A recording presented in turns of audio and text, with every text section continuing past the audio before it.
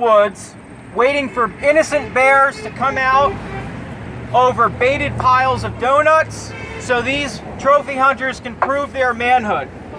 Well, we're out here, unlike them, we're out here in the open, steps from the governor's house, representing the 97% of the New Jersey population that does not trophy hunt. We represent the overwhelming majority.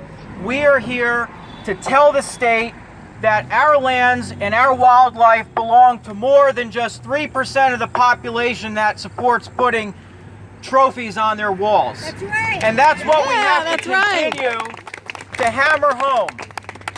You know, I want to say and make sure everybody knows we are winning this war. We are winning this war. And I know day to day, week to week, sometimes it could feel like we're not winning. It's very easy to be discouraged.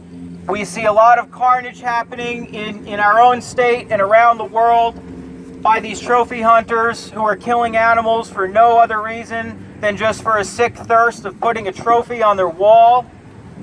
But looking at the long run, we are winning this war, and we have to continue our advocacy, continue the public education, continue the supporting the legislation on various things that will prohibit these extreme trophy hunting practices.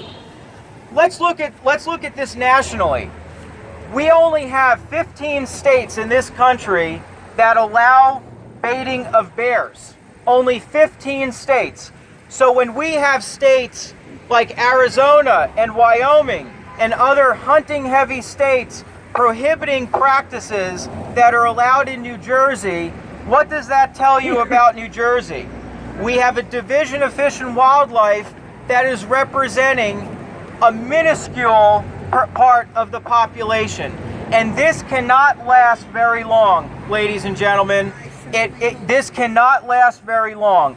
We're seeing nationally and worldwide a resurgence of Safari Club International and trophy hunting groups fighting against us, but guess what?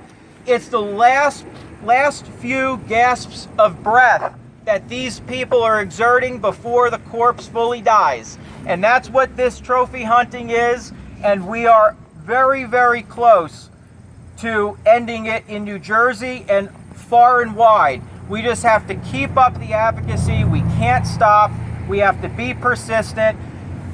Let's look at the trapping numbers. I know it's not hunting, but trapping. For example, there's less than 700 trappers in the state of New Jersey. Less than 0.00013% of the population. You know what that is, ladies and gentlemen?